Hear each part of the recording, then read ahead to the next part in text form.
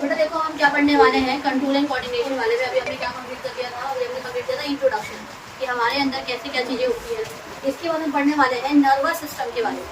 हमारे अंदर दो तरीके से कोऑर्डिनेशन होती है, तो पहले हम नर्वस सिस्टम को समझेंगे, उसके बाद हम हार्मोनल वाले पे आएंगे, एंडोक्राइन वाले पे आएंगे। तो पहले हमें नर्वस सिस्टम की डिटेलिंग पढ़नी पड़ेगी, और नर्वस सिस्टम पढ़ने से पहले हमें नर्व के बारे में पढ़ना। नर्व की डिटेलिंग मैंने आपको बहुत पढ़ा रही है, ठीक है, मैंने आपको टिश्यू वाले चैप्टर में भी अच्छे से पढ़ाया है। पर एक चीज़ आपको यहाँ समझनी पड़ेगी। मान लो अगर ये आपको नर्व सेल है, ठीक है, हमारी मान लो क्या है ये नर्व सेल, टेम्परेरी बना दीजिए, ठीक है। अगर यहाँ पे अगर मान लो ये नर्व सेल है बेटा, ये डेंड्राइट्स आ गई, तो अगर बेटा ये जो नर्व सेल है ना, इनके एक्सॉन के ऊपर ना एक कवरिंग, इनके एक्सॉन के ऊपर एक शीट लगी पड़ी रहती है, जिसे हम क्या बोल देते हैं, माइलिन शीट बोलते हैं। ये माइलिन शीट का डिपेंड करता है कौन से सेल से मिलकर गई है।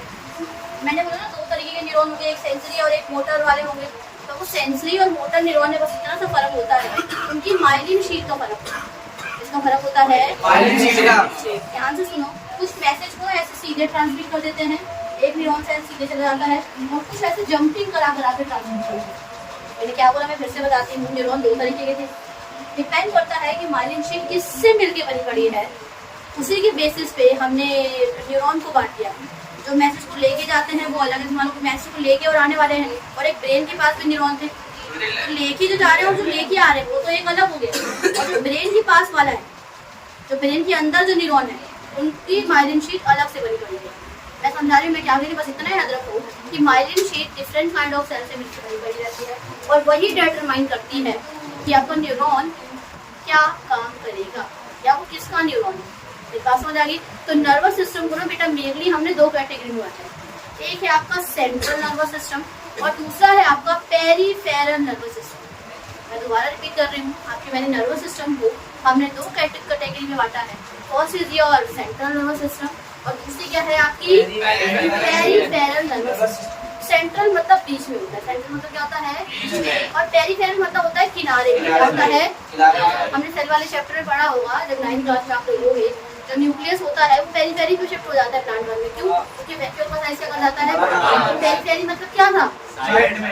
यार मैंने आपको मसल सेल्स वाले बताया था कि न्यूक्लियस पेरीफेरी पे होते हैं, कौन से वाले में होते हैं।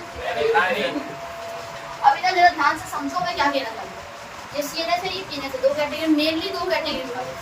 अब अगर देखो, अगर ये ह्यूमन का अगर एक डायग्राम समझाऊं मैं आपको, तो आपकी सेंट्रल नर्वस सिस्टम के अंदर, ब्रेन के अंदर जितने न्यूरॉन, वो सेंट्रल नर्वस सिस्टम के न्यूरॉन होंगे। कौन से न्यूरॉन होंगे वो, और आपका ये स्पाइनल कॉर्ड जा रहा है, और ये जो स्पाइनल कॉर्ड है क्या है, मेरी स्पाइनल कॉर्ड। आपके सेंट्रल नर्वस सिस्टम के अंदर दो पार्ट आता है, एक आता है आपका ब्रेन और दूसरा क्या आता है आपका। और पीएनएस के अंदर समझो मेरी बात क्या, पीएनएस के अंदर बॉडी के हर एक कॉर्नर तक जो भी मैसेज लेके आ रहा है या लेके जा रहा है, यहाँ से मैसेज गया पहले स्पाइनल कॉर्ड के पास है, फिर वो मैसेज कहाँ जाएगा, मेरा ब्रेन तक जाएगा। और मैं आपको एक जर्नी समझाऊँ तो ऐसा, मान लो हाथ से मेरे कोई सिग्नल गया तो सबसे पहले वो ब्रेन तक थोड़ा पहुंच जाएगा, पहले वो स्पाइनल कॉर्ड पे आके मीट करेगा, और मीट करेगा फिर वो स्पाइनल कॉर्ड से कहाँ जाएगा, ब्रेन ने कोई एक्शन लिया होगा, वो ब्रेन में जाएगा, फिर स्पाइनल कॉर्ड पे आएगा, और फिर कहाँ चला जाएगा, उसी इफेक्टर वाले ऑर्गन के पास पहुंच जाएगा। इतनी बातें समझ आई मैं क्या कह रही हूँ। तो मतलब आपकी सीएनएस के अंदर जो दो ऑर्गन आते हैं वो कौन कौन से बेटा, आपके ब्रेन और स्पाइनल कॉर्ड। कौन कौन सा है, ब्रेन और स्पाइनल कॉर्ड। और आपका पीएनएस के अंदर क्या आता है, बाकी सारे हैंड वैंड सबके आसपास वाले न्यूरॉन। इतनी बात समझ आ रही है मेरी, मतलब पूरा टिप के टोटल। तो अगर आप ये डायग्राम देखो ना ध्यान से समझो, इसके अंदर जो न्यूरॉन हुआ, इसके अंदर जो न्यूरॉन है वो आपके सीएनएस के अंदर आ रहा है। इसके अंदर आ रहे हैं, अभी देखो ये हाथों से सिग्नल लेके आ रहे हैं, अगर मैं डायरेक्शन बना के दिखाऊं तो मान लो सिग्नल लेके आ रहा है। न्यूरॉन को ना अगर इकट्ठा लगा दो तो वही रस्सी जैसा ही तो लगेगा देखने में, कैसा लगेगा देखने में, रस्सी तो लगेगा दूर से देखा जाए दोस्तों। तो मैंने बस एक लाइन बना दी थी, मान लो सिग्नल आया, मान लो सिग्नल यहीं से वापस भी तो जाएगा। 15 मिनट में क्या करें, सिग्नल आ रहा है और सिग्नल जा रहा है, पहले से जाने के लिए बना दिया, सिग्नल गया किस पे कर दिया, पहले स्पाइनल कॉर्ड के पास, और फिर इसके बाद कहाँ जाएगा ये ब्रेन, और ब्रेन ने वापस दिया इलेक्ट्रिकल इम्पल्स की फॉर्म पे, स्पाइनल कॉर्ड पे आया, और फिर कहाँ चला गया वापस, उसी ऑर्गन के पास जो भी फैक्टर था उसके पास चला गया। इतनी बातें समझ आ रही है आपकी। तो हमारे सीएनएस के अंदर कौन कौन से ऑर्गन आ रहे हैं, ब्रेन और स्पाइनल कॉर्ड, और हमारे पीएनएस के अंदर क्या क्या आ रहा है, सारे अदर पार्ट भी ना, पेरीफेरी मतलब मैसेज को लेके आना और मैसेज को लेके जाने का काम किसका है? पीएनएस की नर्व का है। किसका है बेटा? PNS की नर्व। और सेंट्रल नर्वस सिस्टम की नर्व का काम क्या है? सिग्नल को ब्रेन तक पहुंचाना और ब्रेन से वापस किसको ला के देना? Spinal cord. स्पाइनल कॉर्ड में डिस्ट्रीब्यूशन शुरू होगी जिसको हम क्या बोल देंगे? पेरीफेरल नर्वस सिस्टम के वो नर्व के हो जाएगी। इतनी बात समझ आएगी नहीं आई मेरी बात? ठीक है, अब इधर देखो, आगे देखते हैं। ठीक है, इतनी ज्यादा सीएनएस और पीएनएस का मैंने एक डायग्राम बनाया ताकि आपको ज्यादा अच्छे से समझे। तो अगर मान लो कोई चीज मेरे लेग के ना टो तक भी जा रही है, मतलब टिप तक जा रही है, मतलब उल्टे की एकदम टो तक जा रही है, तो वो इसी की मदद से जा रही है। बात समझ आ रही मेरी? मतलब ये पेरीफेरल नर्वस सिस्टम ना आपके बॉडी के हर एक कोने तक फैले पड़े। बात समझ रहे? मेरे यहाँ पे भी नर्वस सिस्टम है, तो कौन सा वाला है? पेरीफेरल वाला। कौन सा वाला है? पेरीफेरल। आपके इस हाथों में भी तो कौन सा वाला है? यहाँ पे कौन सा है? पेरीफेरल। यहाँ पे कौन सा है? पेरीफेरल। सेंटर में कौन सा जा रहा है? Spinal cord. स्पाइनल कॉर्ड मतलब किसको हो गया? CNS। इतनी बातें मेरे ख्याल से आपको समझ आ गई होंगी अच्छे से।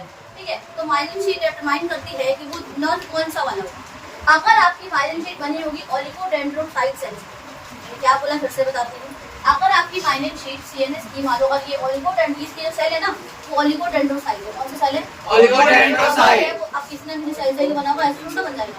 तो अगर ये ओलिगोडेंड्रोसाइट से बनी होगी तो ये सीएनएस का नर्व हो जाएगा।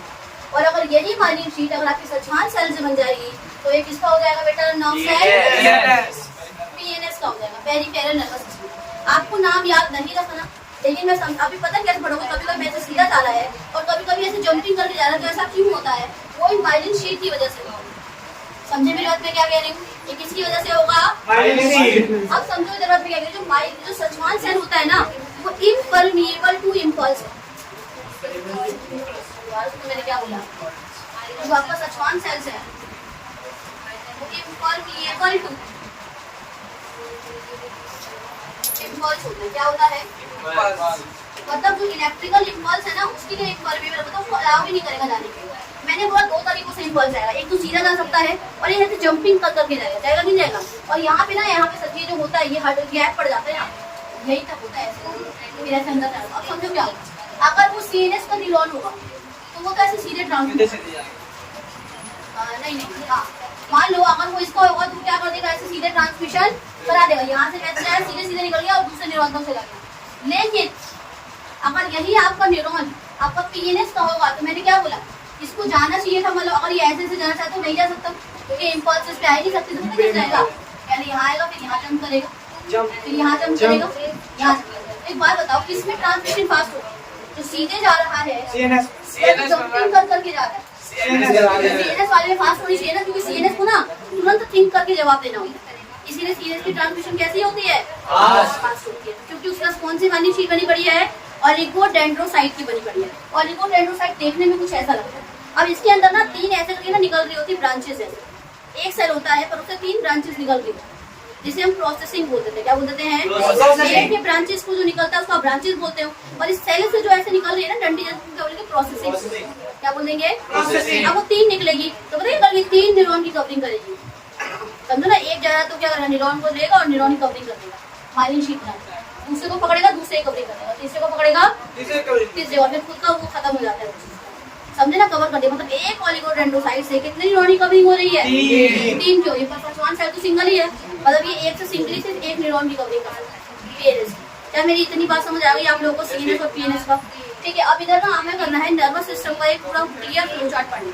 क्या पढ़ना है? फ्लो चार्ट पढ़ना। आओ अभी तो देखो, नर्वस सिस्टम को मेनली दो पार्ट में बांटा गया है, सेंट्रल नर्वस सिस्टम और central nervous system decision making होता है। ये डिसीजन क्या करता है? ये करना है कि नहीं करना है, ये कर लो वो कर लो। लेकिन पेरिफेरल नर्वस सिस्टम होता है वो मैसेज को लेके आता है और लेके जाता है। कोई दिक्कत इसमें? साथ के साथ ना फंक्शन बता दी शॉर्ट में।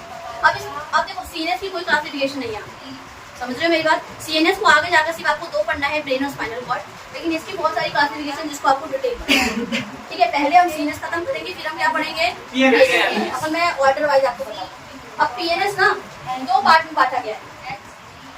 पीएनएस को ना दो पार्ट में बांटा गया है, एएनएस में बांटा गया है और एसएनएस बांटा गया है। ठीक है, तो पीएनएस के दो पार्ट है, आपका है एएनएस और दूसरा क्या है? एसएनएस। एएनएस का नाम है ऑटोनॉमिक नर्वस सिस्टम। क्या नाम है? Autonomic nervous system. और एसएनएस का क्या नाम है? Somatic nervous system. ये बात क्लियर है? जो आपका एएनएस होता है जिसको आप ऑटोनॉमिक नर्वस सिस्टम कहते हो, वो कैसा एक्शन शो करता है? इनवॉलंटरी। कैसा शो करता है? इनवॉलंटरी। और ये कैसा शो करता है? Voluntary action. Voluntary action. And what do you mean by involuntary action?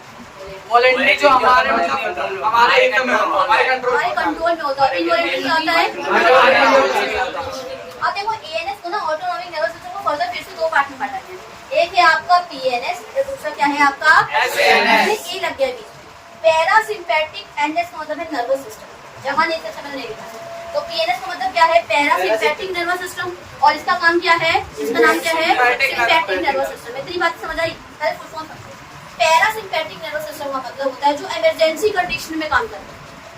मतलब कि मालूम होता है आपके पीछे बढ़ गया, आप तेज पकड़ लेते हैं, समझो ना। कुछ भी ऐसी पेपर में डर होता है जिसमें आप फर्स्ट एंड मतलब एक तरीके से पता है कैसे इमरजेंसी कंडीशन में बैठे पड़े होते हैं।